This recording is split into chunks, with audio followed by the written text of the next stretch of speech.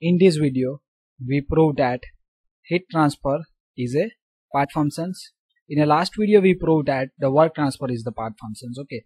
For finding or proving the work transfer is a part functions, we use the PV diagram. Okay. So area under this any line on the PV diagram is represent the amount of the work transfer. So same way, for prove that the heat transfer is a part functions, we need to use the TS diagrams. Okay.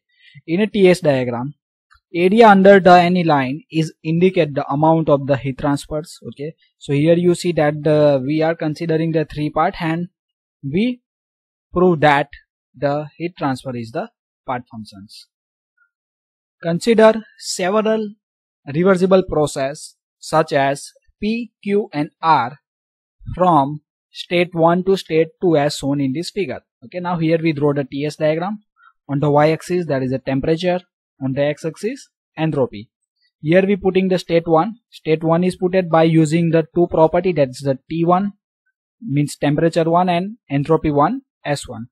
Then after we putting the state 2 at the temperature T2 and entropy S2. Okay, so these are the two states. Okay, and when we joint these two state, it is called as the part or a process. Okay, so there is a number of part is possible to reaching from state 1 to state 2. Okay, same way suppose you go from your home to the school, that is a number of road is there. Okay, so same way that is a different path is possible in every process. So here you see that is a three part we consider, that is a part P, then after part Q and the part R. The amount of heat transfer for each process is represented by area under each curve on the TS diagrams. Okay, for that I draw the three different areas for the three part. Okay, so in this image A you see that this is the part P. Okay, and this area under the part P is indicate the area A1. So this area A1 is indicate the amount of the heat transfer for the part P. Okay, now in this another diagram you see that it is a 1 to 2 state and it is followed by part Q. Okay, and area under this line is called as the area A2, and this area is represent amount of the heat transfer during the part Q. Same way for the part R, here you see state 1 and state 2, it's followed by the part R. Okay, and area under this 1 to 2 is represent as the amount of the heat transfer area A3. So area A3 is indicate the amount of heat transfer during the part R. Okay, so we know that area under this line is indicate heat transfer. So you see that for the part P area is lower. Okay, means area A1 is lower. For part Q area A2 is higher compared to the A1, means amount of the heat transfer is higher for the part Q compared to the part P. Okay, now for the part R, that is the area A3, and area A3 is higher than area A1 and A2. Okay, so you can understand from this area of the graph means amount of the heat transfer for the part R is the higher than the part Q and part P. Okay, now for all these three part we have the same state. Okay, means this is not a point function, it is a part functions. Okay, so suppose the heat transfer is the point function, then what? They are giving the same heat transfer for all the three parts, but here you see that area is different, that means the amount of the heat transfer is different with the part, but the state are same. Okay, so that means the heat transfer is not a point functions, but it is the part function. So from the figure ABC, it is clear that amount of the heat transfer is different in each process. Each process means for the each part, and each case is not function of end state of process. Means the heat transfer is not depend on the state. Okay, that is written the end state, means here that is a two state, state 1 and state 2. So heat transfer rate is not depend on the state but depends on the part.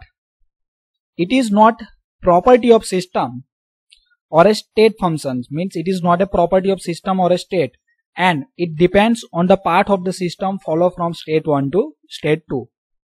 Therefore, heat transfer is a mode of energy and the part functions. Okay, heat transfer is not property, it is a mode of energy transfer and it is the part function.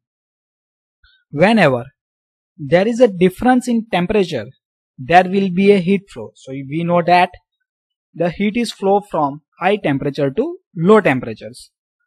The temperature difference is the cause of heat transfers, the heat transfer can also be written as the integral of the product of the intensive property T and the differential change of the extensive property say X. Means it is represented in a form of temperatures and entropy. Suppose we need to find out this area. So how we find out? So we take this 1 to 2 line state is very small difference, means one horizontal line and change in the entropy. That's why we are able to find out the heat transfers. So we can writing these in the equations for the heat transfer for the process 1 to 2. Okay, so it is the integral. Here it is written as the del Q. So it is an inexact property. That's why we use the del. Suppose it is the exact property, then we use the d words. Is equal to integration of 1 to 2 T dx. Okay, instance of x we can also use the entropy S. Okay, and it does not equal to Q2 minus Q1. Suppose it is the exact property, then this equation is correct, but it is the entropy is the heat transfer is a inexact difference. That's why here unequal to is written. So thank you for watching this video. If you learned, then like the video, subscribe my channels, and don't forget to share with your friends. For the more video of the engineering thermodynamics and other subject, I request to visit the playlist. For the engineering thermodynamics, various link is provided on a top right screen of your mobiles. That is the I symbol is there. I means from the card symbols. Thank you for watching this video.